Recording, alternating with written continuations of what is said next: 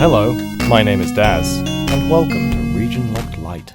When it comes to gunplay action, many in the games industry will look to movies. Something we often see games attempting to replicate is the pure action of dual-wielding some guns. Whilst many games do have options for dual-wielding pistols, it's never truly replicated with the same sort of action capable within film and television. This is due to aim typically being dedicated to a single reticule on screen, meaning that you're effectively firing two guns into the same location, and not in different directions at different targets. One on-rails co-op shooter title that attempted to change this was Twin Caliber.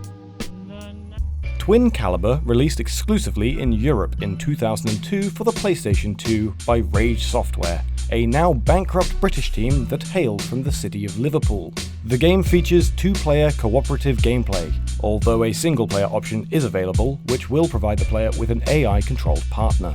The title plays like most arcade-era on-rails shooters, and features a total of 26 stages. It attempted to combine the world of games and movies, featuring cinematic camera positions with gameplay built entirely around the mechanic of operating two guns at the same time. With the player walking through stages autonomously, it gives the player the ability to concentrate on making use of both of the character's weapons. The game lets the player dual-wield through both analog sticks, with both sticks controlling the player's respective arms with full 360 degrees of rotation. A gun's line of sight is pointed out for the weapon to help make aiming slightly less asinine, an issue that comes from the game's camera often shifting around to suit the game's predetermined path and scenarios.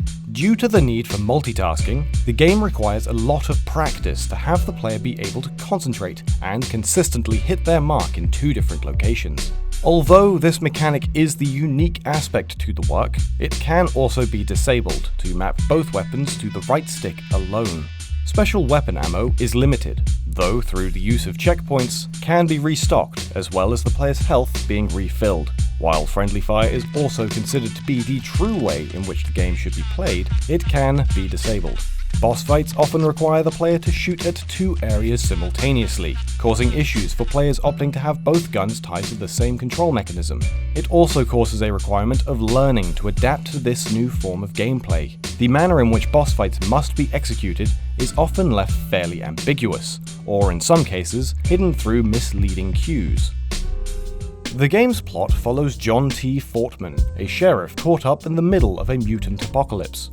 After a mysterious young woman turned up in the small town of Sweet Liberty, rumors began to spread of a sinister cult developing. It took a month before all hell broke loose, and people began to mutate. With his fellow officers of the law out of commission, Fortman finds a partner in an unlikely and cliché turn of events. With nobody to assist in taking out the creatures, he turns to another survivor within the prison's high-security wing, Valdez, an inmate on death row.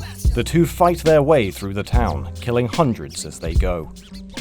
The game's lack of localization in America comes from the developer's lack of experience in publishing games, though not in the way that is usually the case with most region-locked titles. Rage Software filed for bankruptcy a year after Twin Caliber's launch within PAL territories, after the company sought to expand its reach beyond just a development studio and become a publisher too. The team had little success as it took on this new venture, with many of the titles released being slated within reviews and selling well below expectations. The largest of disappointments for the team likely came from their brand deal with the professional soccer player David Beckham. With Twin Caliber being one of their final releases before closure, it's of course not surprising to hear that efforts to take the title overseas would have been fruitless. At the time of its closure, Rage Software was considered to be one of the oldest game development studios within the UK, with offices spread across 6 cities. If the team did manage to take Twin Caliber to the United States, it would have likely been of little salvation, as the game was critically panned and also only saw a limited run within the company's home country. That's all for today, but if you enjoyed this video, be sure to give it a like, maybe subscribe so you can keep up with all the videos we put out in the future, and don't forget to have a wonderful time while you listen to me finish this video.